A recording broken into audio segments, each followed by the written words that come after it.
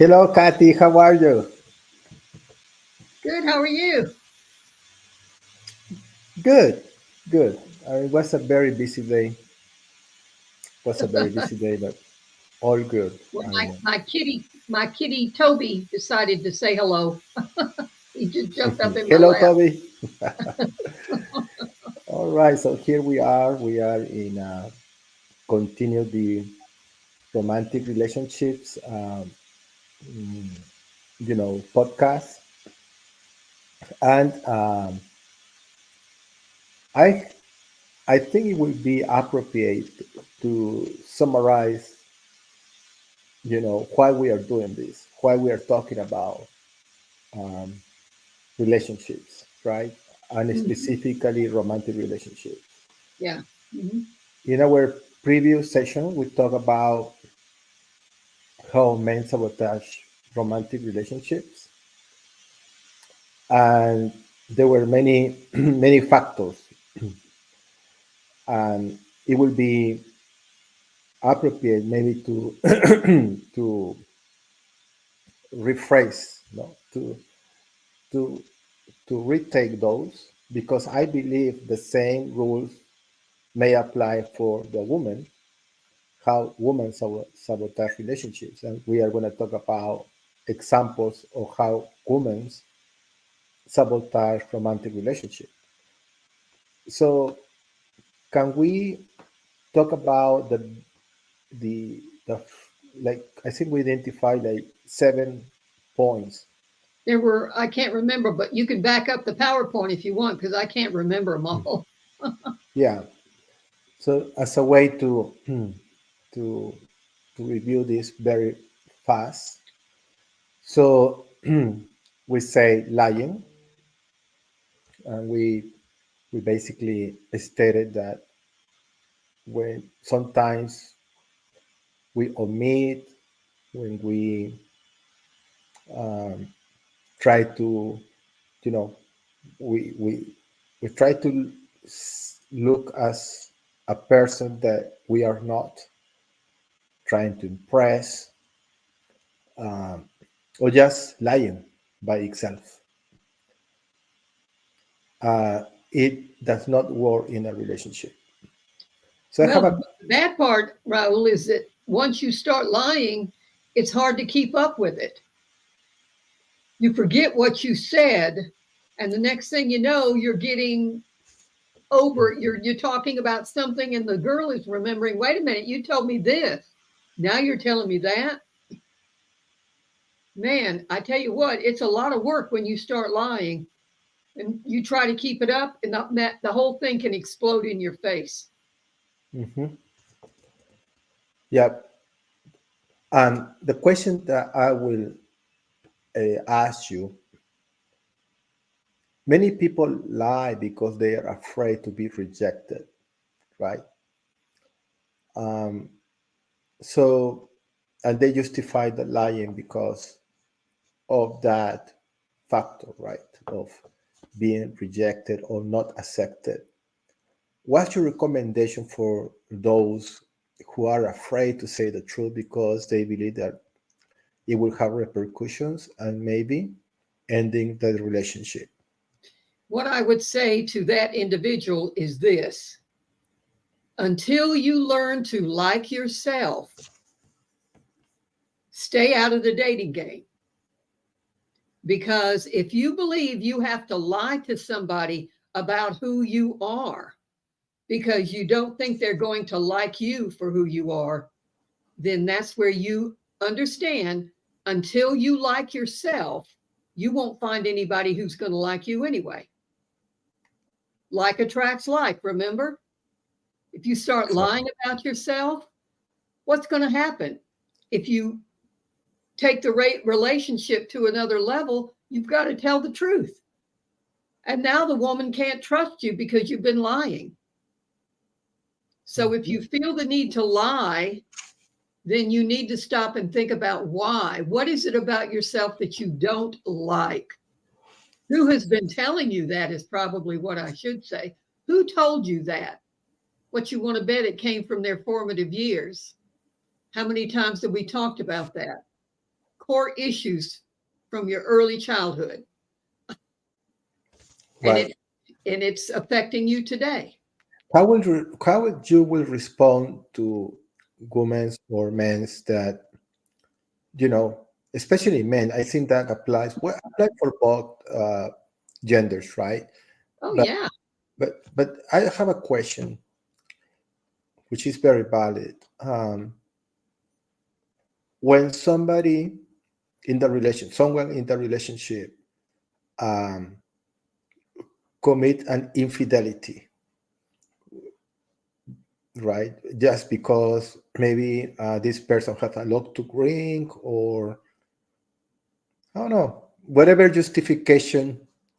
Well, actually, I think we cannot justify that, but whatever circumstance, they make a mistake, they lied to the wife or to the husband, and they went with another person, and then they decided to keep it in order of not hurting the relationship. So, what is there a borderline as far as disclosing something that will destroy your marriage, or you keep it to yourself and you say, I will never do it again? Oh, I'm afraid what's going to happen is because they feel guilt, they will start projecting that guilt out and they will start justifying their actions. Well, my wife, all she does is nag me, nag me, nag me. It's no wonder I had that affair. So now they're going to start justifying why they did it.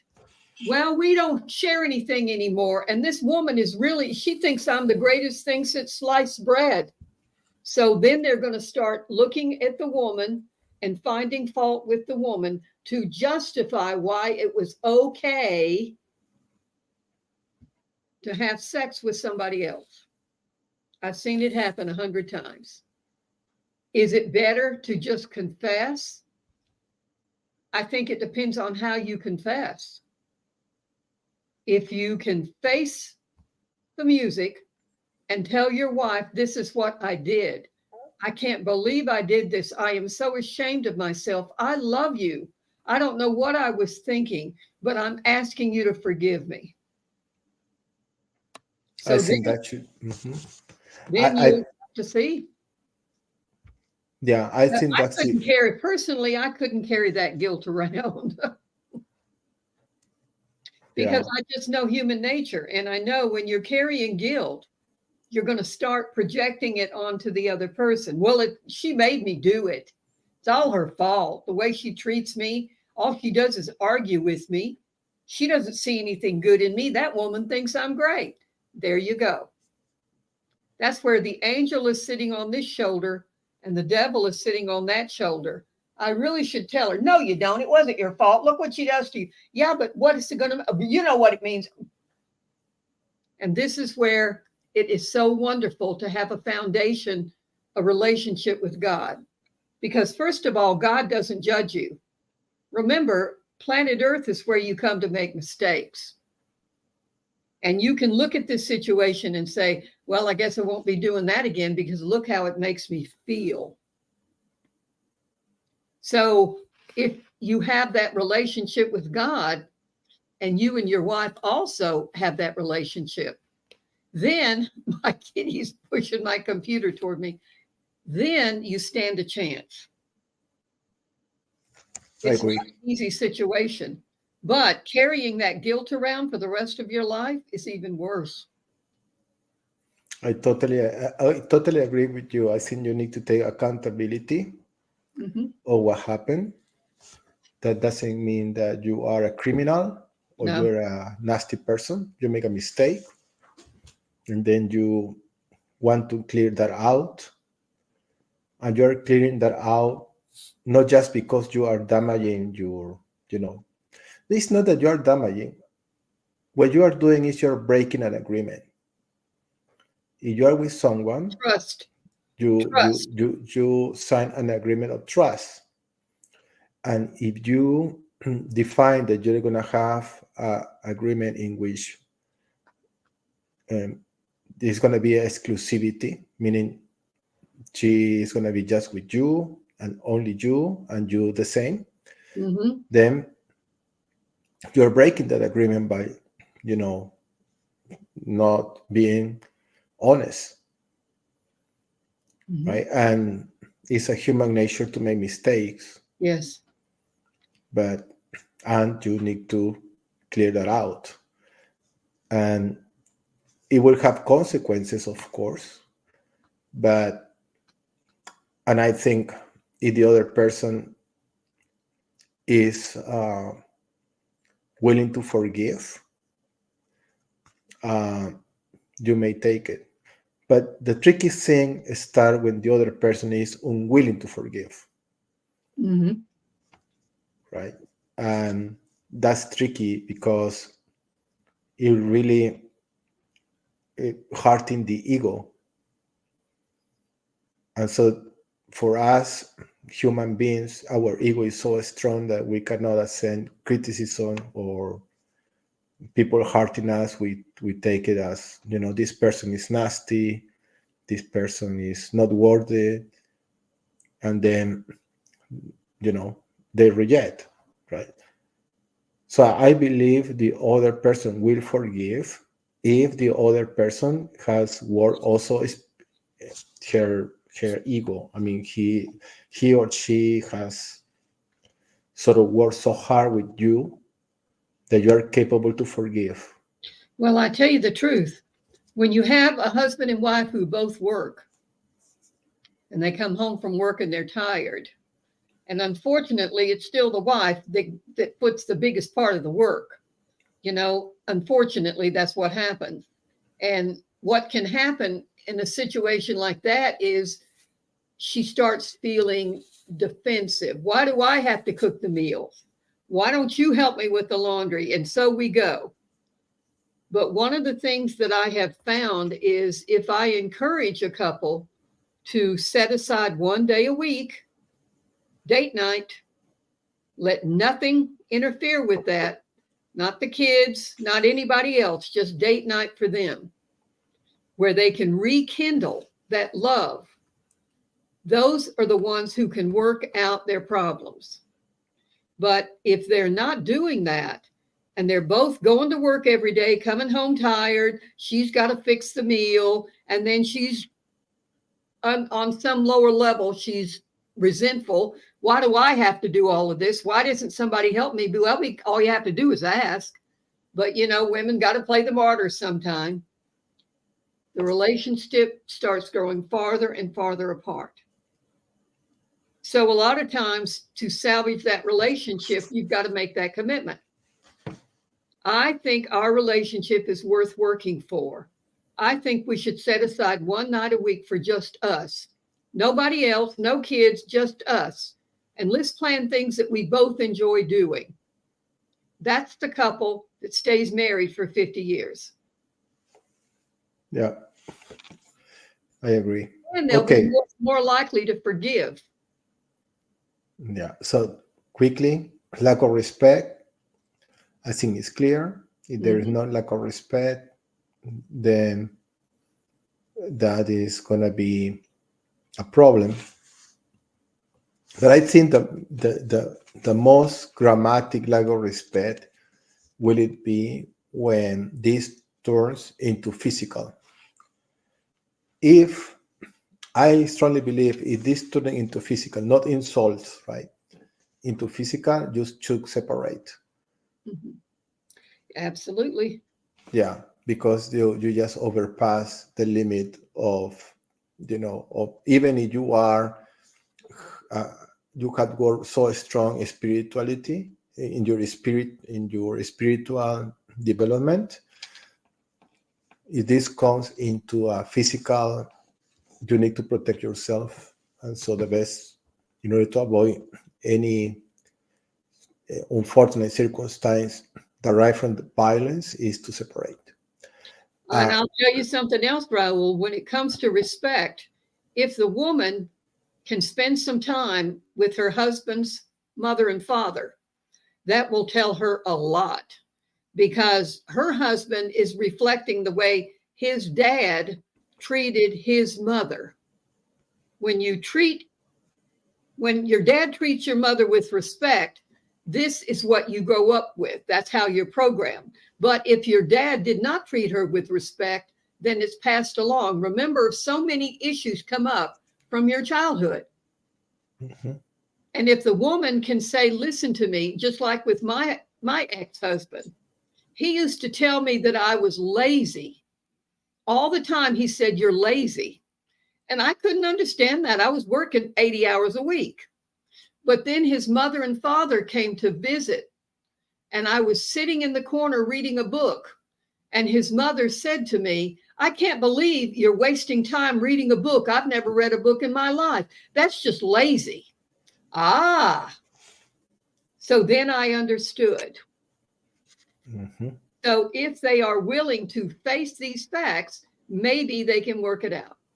But a lack of respect really started from the way the parents treated each other. And that's what this man had witnessed. Mhm. Got it. So gaslighting. This one, explain one more time because I didn't understand it. Gaslighting occurs when someone provides information to another that makes them question their own memory. What did you do with the keys? Well, I set them on the shelf at the door. No, you didn't. They're not there. So they make you start doubting yourself. Well, of course I did. I always put them there. The fact of the matter was they lost the keys, but they're going to blame her. It's called gaslighting because they are so insecure that it is imperative that they press this woman down so they can control her.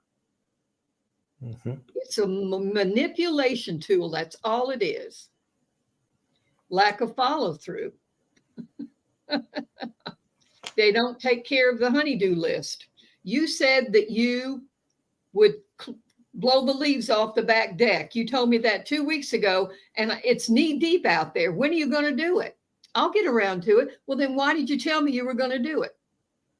If somebody makes a commitment, they need to honor that commitment. And that Yeah, can cause a woman to lose trust. but yeah, I agree with that. However, I believe that more than lack of follow through is communications and expectations, and also understand the personalities of the couple. Mm-hmm. For instance, I was raised where, you know, um, the way how I order things are not as how you were trained by your parents, how you order things.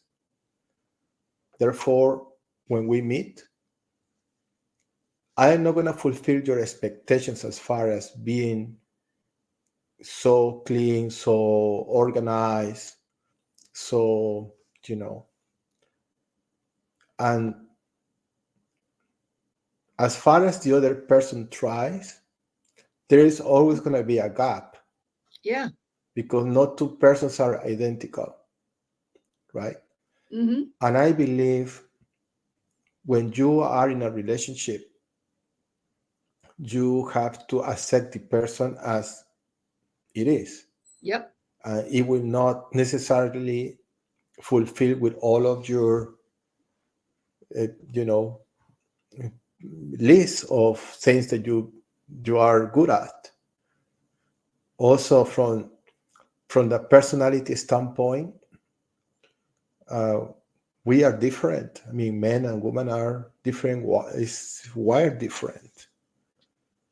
So I will be very careful with the lack of follow through because it may not be lack of follow through. It's like he reached or the other person reached the capacity of what they believe they did. I mean, I did it right, but for the other person, it's not right. He didn't fulfill or she didn't fulfill. Mm-hmm. And so I think on that one, I will be a little bit careful, like to what extent, right? The lack of follow through is, for instance, you tell me to pick you up at 7 and I show up at 9 or 10 o'clock. That's drastic, right? Because it's Yeah. like, it's that one, I will say, is lack of follow through is you can, unless it's justified, like if somebody have like a crash with a car. Yeah, absolutely. And I But agree that I think there should be communication, because if you have, when you're living in a household together, every member of that household should be identified with taking care of specific things. That's the way I grew up. It was my responsibility to do certain things. My brothers both had certain responsibilities, as did my sister. And I just knew what I was supposed to do. It was agreed upon, and it was my responsibility. But I was made aware of it from the beginning. And even as a small child, I was able to remember my responsibility is to do this, whether it was to fold the clothes or hang the clothes out on the line or dust the furniture or whatever. And if two people living in a house together can come up with agreement, okay, I'll take care of this if you take care of that. For example, Gary cooked and I cleaned up. It's not fair to me if the woman cooks that she also has to clean up. You see what I'm saying? When yeah, Gary cooked, I cleaned up. And that's the way it should be. But that's where you communicate. But don't get into rolling your eyes and feeling the victim. That's just going to make the man madder. And yeah, it'll make him feel bad about himself. And now he's going to take it out on you. Just say to him, honey, we need to talk about this. If you can't do it, can you please tell me so I'm not worried or expecting you to do this? Just be honest with them, but don't play the martyr. yeah, Men I hate it agree, when the women play the martyr. agree. Distraction. Well, this one, at the digital age that we live, it's so easy to get distracted, and this applies. I have to tell you, I had a date one time and he wanted to show me his house. He had a beautiful house up in Buckhead. So he drives me into this beautiful mansion and we go inside and I'm looking around at this beautiful house and he sat down on the sofa and turned on the TV. Turned on the TV. And I said, well, I have to go. If he thinks I'm going to sit here and watch some stupid show with him, when it's the first date we ever had, it's, what my mother used to tell me? Look at the way the man treats you on the first date because it's downhill all the way after the first date. And he's right. There is so many cliches about the first date. I am still learning in the US because it's like it's still trying to figure it all out, right? Yeah. I used to live in France. There was no date. It was just meeting friends and whatever goes will go. But there was no expectations as far as date. Mm-hmm. That here day is like, is this a date or so? Um, I I agree. I mean, I don't know. I think everything is about communication at the end. What the expectations are, what the needs are, Mm-hmm. right? Well, this is why I encourage people to volunteer somewhere. Volunteer for something that is important to you, whether it's the shelter for animals or whether it's working with newborn babies or with the elderly or military. There are a lot of veterans who really would enjoy some company, and do something that's important to you. The Habitat for Humanity, like my girlfriend, I convinced her to do that and she met her husband there. Mm-hmm. And when you are just there to help people, it makes a big difference because you're not wondering, what's he think about me? What does she think about me? Oh, I look okay. You're not worrying about that because you are helping other people. Exactly. I And think that's when that's your true personality comes out. I know every time I have ever encouraged somebody to go out and do volunteer work, it changes their whole personality because they start feeling good about themselves. mm-hmm. Totally. So Okay. we keep going. Now we are in matter. So let's play some examples about women, how they sabotage romantic relationships. So Okay. this is Tonya. hmm Now, this is my friend Tonya. I worked with a friend to write down all the traits she wanted in her new man once she finally left her abusive, obnoxious boyfriend. Tanya said she wanted a man who treated her like a queen, who took care of her and treated her with respect. Well, within the month, she met a man who fit the bill. He treated her like a queen, took her to nice places, showered her with gifts, everything she said she wanted. One evening, when he took her to a fancy restaurant and refused to let her pay for any of the bill, she was furious. She told him in no uncertain terms that she was quite capable of paying her own way, thank you very much, and she didn't need him talking down to her and treating her like a moron. And then she stormed out of the restaurant and took a taxi home. Wait. Let's stop there. So she is upset because the gentleman want to pay the bill and she wanted to pay her bill. Mm-hmm. I I think she's awesome. I will let her do that. Why not? Why I'm gonna take it so drastic? She didn't give him a chance. She just stormed out of the restaurant and took a taxi. Okay. She came to my office to relay this story to me. And when she finished breathing heavily in her self righteous anger, she asked me if she did the right thing. And I said, well, of course you did. How dare he treat you that way, buying you fancy dinners, taking you to nice places, treating you like a queen? Doesn't he know what a big fat nothing you are? So go to the next slide. She was so shocked at my words that her mouth flew open. And then when she realized what I was doing, she started laughing. And I joined her laughter. I reminded her that this man was exactly what she had written down as the perfect man. Maybe she didn't really feel comfortable having a man who put her up on a pedestal. Maybe what she really wanted was someone who treated her as an equal. So Tanya changed her attitude and found the right man. Tanya had ended a relationship earlier with a man who did not treat her very well. He was verbally abusive, constantly putting her down and making her feel bad about herself. He constantly told her what a big, fat nothing she was. She had worked so hard to forgive and release the man in her previous relationship. She realized that she had attracted that abusive man because what you think you attract, good or bad. Since she did not have a very high opinion of herself at that time, she attracted a man who told her what she was, a big fat nothing. Since that who she believed she was.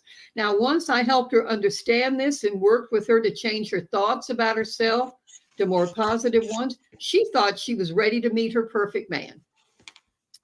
Well, we affirmed a kind man, someone who loved her for who she was, and made this affirmation: thank you, God, for a man whom you know is the right man for me, who is for my highest and best good. And she met the person within the month and they're still together. Actually, they got married. This has been 10 years ago. So always leave room for God to find that perfect person for you. Now, how Nancy almost sabotaged her relationship. Another friend of mine. One evening when I was having dinner with my friend Nancy, she was complaining about something her boyfriend did that really upset her. She didn't know if their relationship was going to last because of it. I took out a piece of paper and pen and handed it to her, and I said, draw a line down the middle of this piece of paper. On the left side, write everything down that you love and appreciate about this person. On the right side, write down everything you do not like about this person. She got to work writing down the good and the bad that she saw in this man. And when she finished, she was shocked to discover the list on the good side had at least a dozen things she loved and appreciated about him. On the bad side, she could only name 2 things. Wow, this was quite a revelation to her. I then asked her, how does he make you feel? She thought about it and said, he really makes me feel good. Whenever I'm with him, I can just be myself and relax. He makes me laugh and he makes me feel safe. I said to her, looks like to me you got to keep her there. But because of 2 things, she was ready to break up. And this is a good guy. I've known this guy for years, and he's really a good guy. But I have to tell you also, it was her dad who was saying to her, this man isn't good enough for you. You can do better than this. So there you go. Are you willing to throw the relationship out the window for 2 things you do not like that you may be able to work through when there are a dozen things you do like? You really need to think about this. And they've been in this relationship now for 8 years. Now, this is how Karen sabotaged her relationship. A friend of mine made the comment, if Tom thinks he can treat me like that, he's got another thing coming. What did he do that was so unforgivable or horrible? Well, he stayed out late with some buddies at the local watering hole, drinking beer and watching the ball game on the big screen and didn't call her that night. Yep, sounds like grounds for getting rid of that jerk, right? I asked her if he said that he would call her. She said, well, no, but he should have told me he was going out with his friends, so I wouldn't be sitting around waiting to hear from him. Why do we get so upset when our loved ones can't read our mind? I know this man. He's warm and loving and caring. And he had no idea his girlfriend would get so upset because he had a night out with the boys. Here we go again with unrealistic expectations instead of communication. Since many of you don't believe you deserve to be loved anyway, you end up deliberately sabotaging your relationship. The thought process, I knew it. I've been waiting for this to happen. He doesn't really love me, or he wouldn't treat me like this. You know what one of my friends said to me? She actually said to me, I kept wondering when this was going to end until I finally exploded and cussed him out. I'm such an idiot. Because she couldn't believe that he would like the real her. So every date she pretended to be somebody else. And it finally caught up with her one night, and he said one little word she didn't like, and she blew up and exploded because she pushed the relationship to end. Karen chose to save her relationship. Until what degree is possible to tolerate, right? That's the question. Knowing that we are not perfect, that we are imperfect beings, human beings, right? Yeah. So what's the level of tolerance? Like, for instance, Karen's boyfriend was with the buddies, right? And they have like a boys' night. Yeah. But then, if this boys' night end up as his boyfriend being wasted, being drunk, coming back late, it can happen. So I think, what's the tolerance for this? Well, they weren't living together. They were simply dating. Mm-hmm. And the fact that he failed to call her was her expectation. He never said he would call her. This was early in the relationship. I see. And I said to her, you're giving him a hard time for something he doesn't even know about.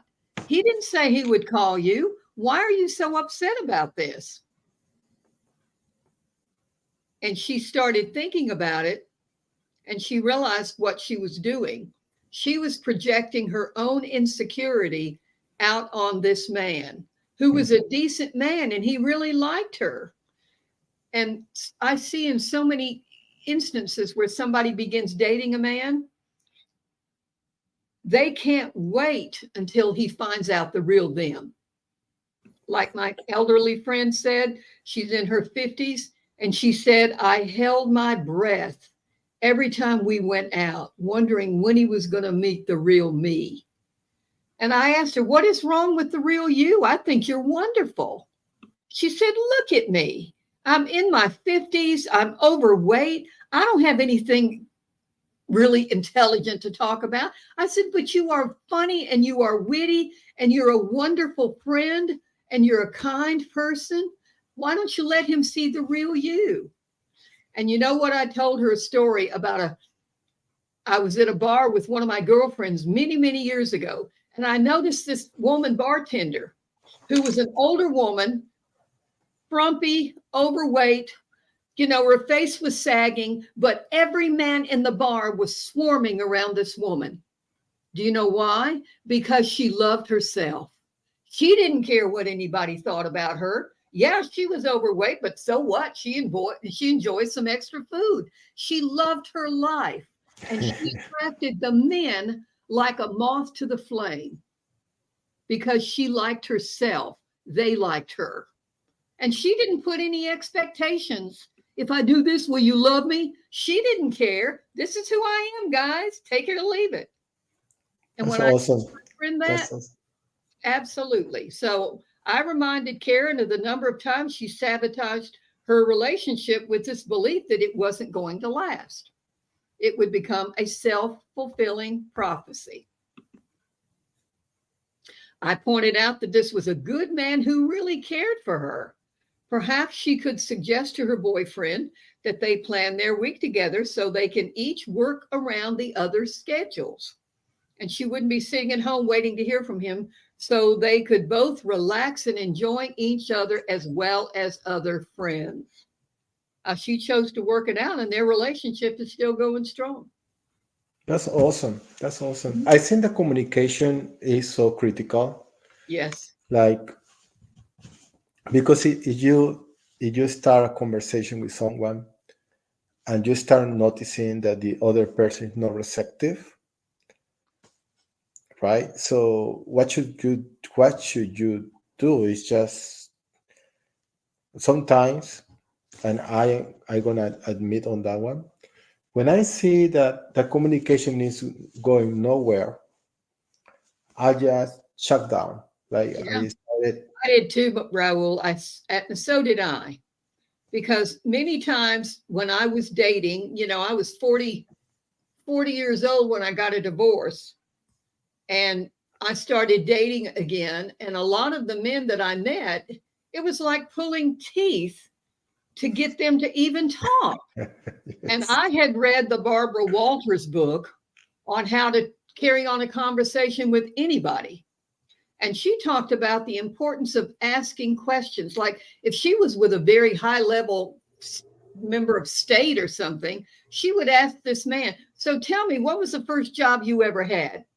And the men would just go crazy. Oh, I was a paper boy, or I cut the grass for the neighbors, or I babysat. So she got them started on their childhood, and they opened up like a flower. So Yeah. I had read that book, and I tried every trick in the book with some of these men, and there was no communication at all. Yeah.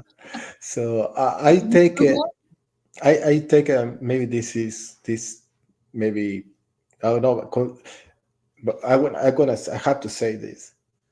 Whatever we are talking between me and Kathy is our personal opinion. You Mhm. have the right to disagree, not agree. We are Absolutely. not here to say, hey, we are the masters of the universe and this is how it is. Not at all. So don't believe us, just experience this by yourself.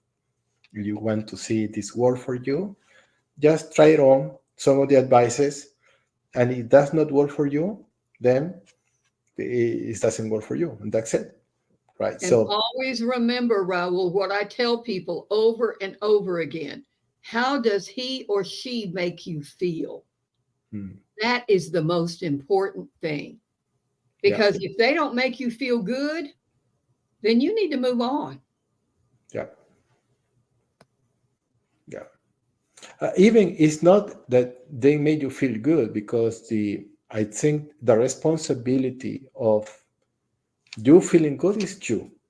Hmm. But and I believe that if you want to establish a communication, that communication has to be a bi-directional communication, right?